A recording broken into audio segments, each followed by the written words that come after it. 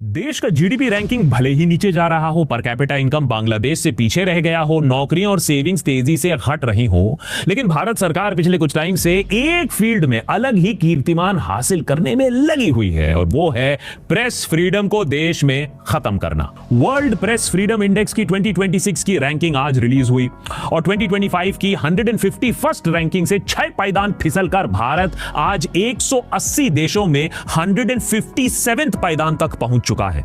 उससे भी ज्यादा शर्म की बात यह है कि मदर ऑफ डेमोक्रेसी की रैंकिंग अपने सभी पड़ोसियों से अब नीचे है। Bhutan 150th, Nepal 87th, Sri Lanka 134th और बांग्लादेश भी हमसे ऊपर 152nd रैंक।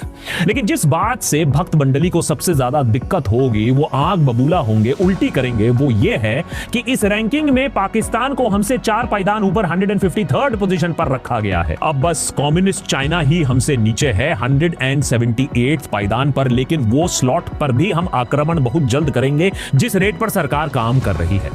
2026 की वर्ल्ड प्रेस फ्रीडम इंडेक्स को रिलीज करते समय रिपोर्टर्स विदाउट बॉर्डर्स ने लिखा कि भारत के प्रधानमंत्री प्रेस कॉन्फ्रेंस नहीं करते हैं, इंटरव्यू सिर्फ उन पत्रकारों और यूट्यूबर्स को देते हैं जो उनकी वाहवाही और बढ़ाई करते हैं। सरकार उनके खिलाफ हो जाती है जो उसका ओपन समर्थन नहीं करते हैं। साथ ही यह भी लिखा गया कि भारत देश में जर्नलिस्टों को बीजेपी बैक ट्रोल्स का हैरेसमेंट आए दिन झेलना पड़ता है।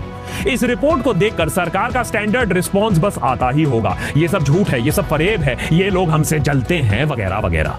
लेकिन सच तो यही है कि सरकार इससे भी बड़ा एक सेंसरशिप राज बनाने का प्लान ऑलरेडी चला चुकी है और उसको एग्जीक्यूट अब किया जा रहा है। प्रेस फ्रीडम गया तेल लेने। साल 2023 सरकार 6000 ऑनलाइन कंटेंट पीसेस ब्लॉक करती है। अगले साल 2024 में यह आंकड़ा 12000 तक पहुंच जाता है। 2025 दिसंबर आते आते 24000 ऑनलाइन कंटेंट पीसेस को ब्लॉक कर दिया गया, यानी 3 साल में 4 गुना ज्यादा इजाफा हुआ है। लगता है 2026 में यह आंकड़ा 56000 तक पहुंच जाएगा।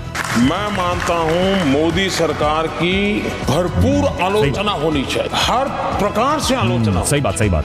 क्रिटिसिज्म से ही तब करके डेमोक्रेसी पनपती है।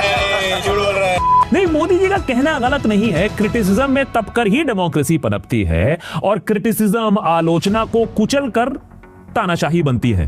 तो ऐसा क्यों हो रहा है कि hate speech, online fraud, soft porn, उसको खुले में छूट मिली हुई है हमारे देश में, और सरकार की आलोचना कर रहे लोग, आलोचना कर रहे वाले अकाउंट्स, उन पर सरकार लगातार अपना नजर बनाई हुई है, उन पर ब्लॉक आदेश दिए जा रहे हैं। 60% से ज्यादा ब्लॉकिंग ऑर्डर सिर्फ एक्स यानी ट्विटर पर आए हैं, 25% फेसबुक और इंस्टाग्राम, और 5% अभी ब्लॉक ऑर्डर्स यूट्यूब पर आए हैं। यह आंकड़ा एडिटर बहुत जल्द बढ़ने वाला है। ये डेमोक्रेसी पनपते पनपते डिक्टेटरशिप क्यों बन रहा है, ये एक रियल क्वेश्चन है। ट्विटर या एक्स पर पब्लिक फैक्ट चेकिंग द्वारा किए गए कम्युनिटी नोट से भी सरकार को अब दिक्कत होने लगी है। वो कह रहे नहीं, हमारे क्लेम्स, हमारे दावों के खिलाफ कोई अगर कम्युनिटी नोट करेगा तो हम उस पर भी एक्शन लेंगे। सोचिए, सरकार अब ये भी कंट्रोल करना चाहती है। सरकार ये भी तय करेगी कि सरकार सही है या सरकार गलत है। आलोचना अनिवार्य है, वरना लोकतंत्र